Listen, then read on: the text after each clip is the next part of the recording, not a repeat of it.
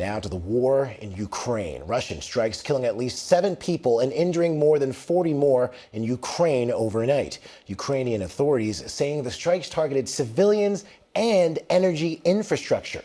Those attacks coming as we're getting a new look at video of Ukraine's surprise drone attack on a Russian airbase last week. ABC's chief global affairs correspondent Martha Raddatz is in Kyiv, where she's been speaking with President Volodymyr Zelensky. Russia intensifying attacks against Ukraine. A barrage of missiles and drones striking cities and towns across the country. A dramatic video circulating online earlier showing missiles plummeting into Lutsk.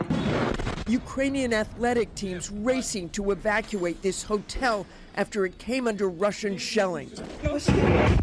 Screams of terror as fireballs and explosions shake entire buildings. The attacks taking place around all corners of Ukraine, with explosions erupting in neighborhoods in the capital Kyiv, where we are, meaning another late night in a bunker.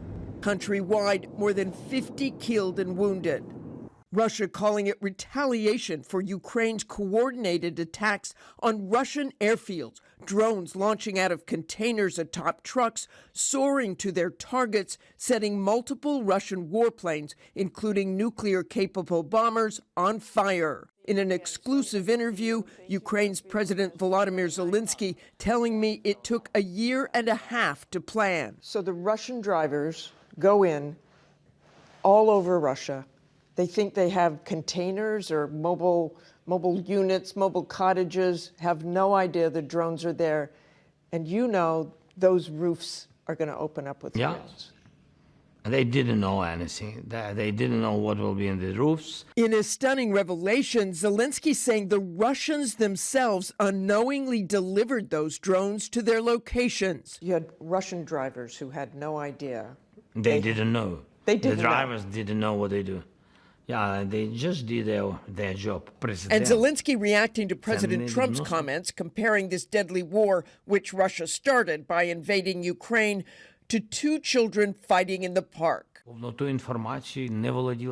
Zelensky telling me, we are not kids with Putin at the playground. He is a murderer who came to this park to kill the kids.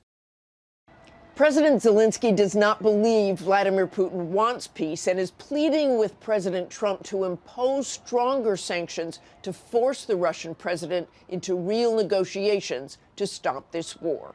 Ike?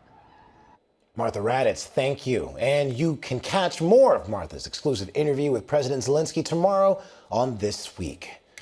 For more, let's bring in Ben Jensen, director of the Futures Lab at the Center for Strategic and International Studies. Ben, thank you for joining me. We've seen drone warfare take a major leap over the last 2 years. How has the use of drones changed cross-border combat as we know it? You're really tapping into one of the most important trends right here with drone combat. So you've seen it accelerate in Ukraine, both in terms of long-range drone attacks that every night pummel Ukrainian cities, literally a war crime, a punishment campaign by Russia. And you also saw it in this stunning unconventional attack that Ukraine launched on Russian air bases. So classic forms of unconventional warfare made new by drones. So you have drone warfare changing everything from special forces to frontline combat to even coercive air power campaigns, all of which were captured in your report, special reporting that ABC is really on the front line in Ukraine talking to their leaders about. Now, Russia and Ukraine are losing what seems like hundreds of these drones every day. How are they able to keep up production? And is there a fear that one side could run out of drone supplies?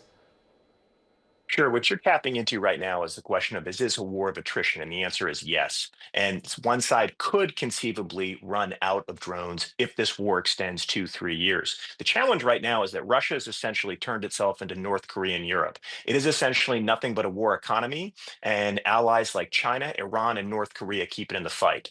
So if you look at CSIS Futures Lab, we have something called the Firepower Strike Tracker, and we've documented a 10-time increase in long-range Shahed drones So the recent pictures you're showing, Russia launched over 400 of those in one night. They used to only be able to launch 40 in one night. So they've retooled their economy. They domestically produce it using supplies from China.